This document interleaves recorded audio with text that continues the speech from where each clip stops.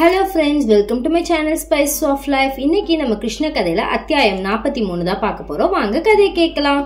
அத்தியாயம் 43. குவாலய பீட யானையை கொல்லல். காலையில் நீராடி மற்ற கணங்களை முடித்துவிட்டு கிருஷ்ணரும் பலராமரும் தயாராக இருந்தபோது மல்யுத்த களத்தில் ஒலித்த பறைகளின் ஓசை அவர்களின் காதில் விழுந்தது. உடனே அவர்கள் வேடிக்கை பார்க்க அவ்விடத்துக்கு புறப்பட்டு சென்றார்கள்.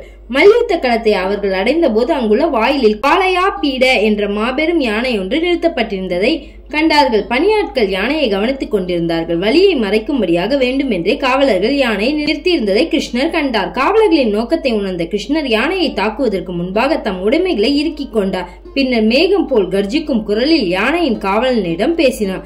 கயவனே, வழியை மறித்தால் உன்னையும் உன் யானையையும் யமலோகம் அனுப்புவேன். கிருஷ்ணரால் அவமதிக்கப்பட்ட காவலன் கோபமடைந்து ஏற்கனவே திட்டமிட்டிருந்தபடி அவரை தாக்கும்படி யானையை ஊக்கினான். தவிர்க்க முடியாத மரணத்தை போல் யானை கிருஷ்ணரை நோக்கி முன்னேறியது.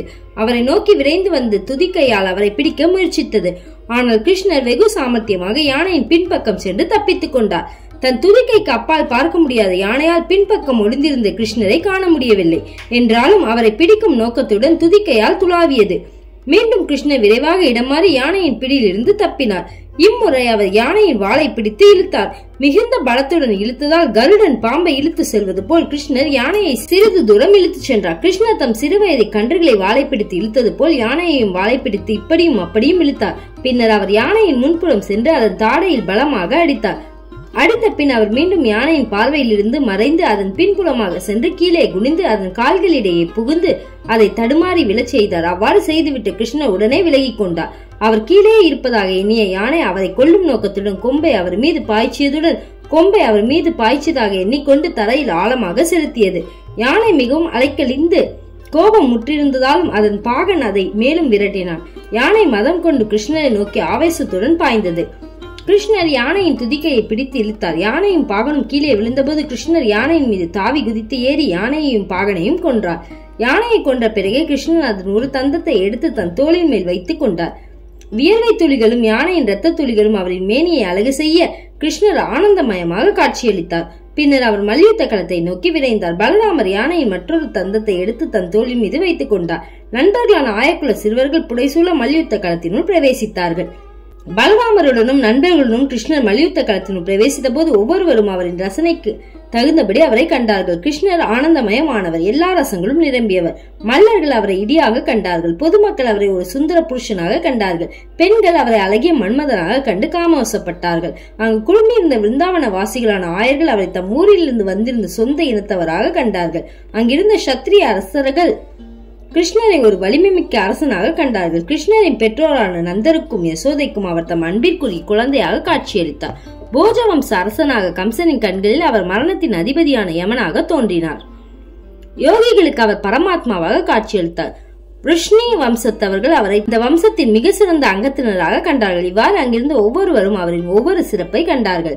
பலராமரும் கிருஷ்ணன் தன் நண்பர்களுடன் மல்யுத்த களத்தில் இறங்கினார்கள். குவாலயா பீட என்ற யானையை கிருஷ்ணர் கொன்ற செய்தியை கேள்விப்பட்டிருந்த கம்சன் அவரை யாரும் வெல்ல முடியாது என்பதை அப்போது உணர்ந்தான். எனவே அவரிடம் அவனுக்கு மிகுந்த அச்சம் ஏற்பட்டது. கிருஷ்ணரும் பலராமரும் ஆஜானுபாகுக்களாக நின்றிருந்தார்கள்.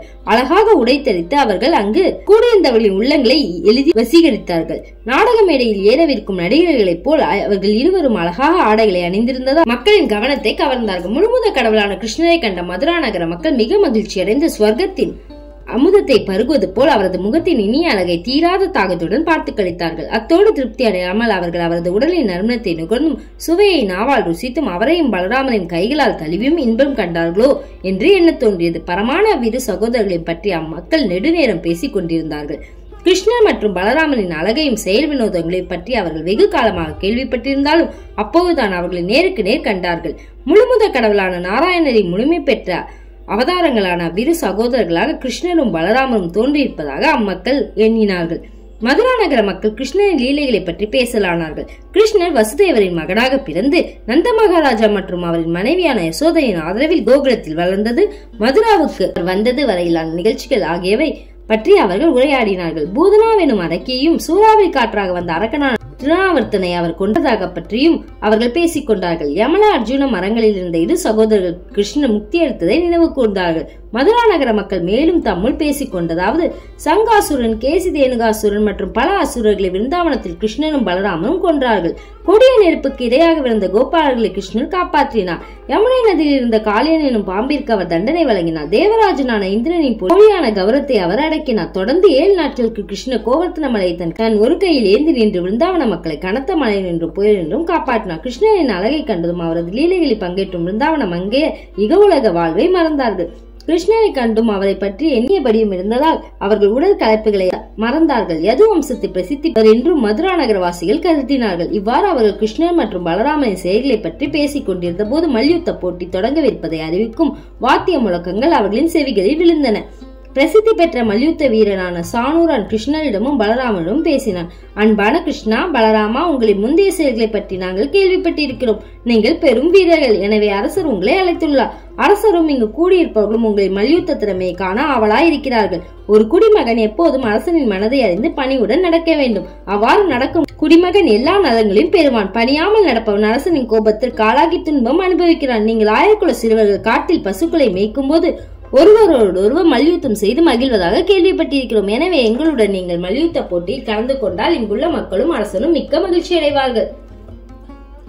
சானூரன் கூறியதன் நோக்கத்தை கிருஷ்ணர் புரிந்து கொண்டார். ஆனால் காலத்தையும் சூழ்நிலையும் கருத்தில் கொண்டு அவர் பேசினார். நீ போஜராஜனின் பிரஜை. காட்டில் வாழ்கின்ற நாங்களும் அவர்களின் பிரஜைகளே. இயன்றவர் அரசனை திருப்திப்படுத்த முயல்கிறோம். மல்யுத்தத்திற்கு அவர் எங்களுக்கு வாய்ப்பளித்தது அவர் எங்களிடம் காட்டும் கருணையாகும். ஆனால் நாங்கள் சிறுவர்கள். சில வேளைகள் விருந்தாவனத்தில் எங்கள் வயதினரான நண்பர்களுடன் நாங்கள் விளையாடியதுண்டு. ஒரே வயதும் பலமும் கொண்டவர்களோடு போட்டியிடுவதில் நன்மை உண்டு. ஆனால் உங்களை போன்ற மாமல்லர்களோடு நாங்கள் போட்டியிடுவது பார்ப்பவர்களுக்கு நன்றாயிருக்காது. அவர்களின் தர்மத்துக்கு அது முரண்பாடாகுவதாகும். பிரசித்தி சிறுவர்களான பலராமனையும் கிருஷ்ணரையும் போட்டி கலைப்பது முறையல்ல என்பதை கிருஷ்ணர் சுட்டிக்காட்டினார். இதற்கு பதிலாக சானூரன் கூறினார், அன்பான கிருஷ்ணா, நீ குழந்தையோ இளைஞனோ அல்லவென்பதை நாங்கள் அறிவோம். நீரும் உமது மூத்த சகோதரனான பலராமனும் எல்லோரையும் விட உயர்ந்தவர்கள். குவாலய பீட என்ற யானையை கொன்றிருக்கிறீர்கள். மற்ற யானைகளும் சண்டையிட்டு அவற்றை தோற்கடிக்கக்கூடிய யானையை அதிசயிக்கத்தக்க வகையில் நீர் கொன்றி. இதிலிருந்து நீர் பலமிக்கவர் என்பது தெரிய வருகிறது. எனவே எங்களில் பலம் மிகுந்தவர்களுடன் யுத்தம் செய்யும் தகுதி உமக்கும் உமது மூத்த சகோதரனான பலராமருக்கும் உண்டு. நான் உம்முடனும் பலராமர் முஷ்டிகனுடனும் சண்டையிடலாம். பக்தி வேதாந்தர் எழுதிய கிருஷ்ணர் எனும் நூலின் 43ஆம் அத்தியாயமான குவாலயா பீட யானையை கொல்லல் இவ்வாறு நிறைவு பெறுகிறது.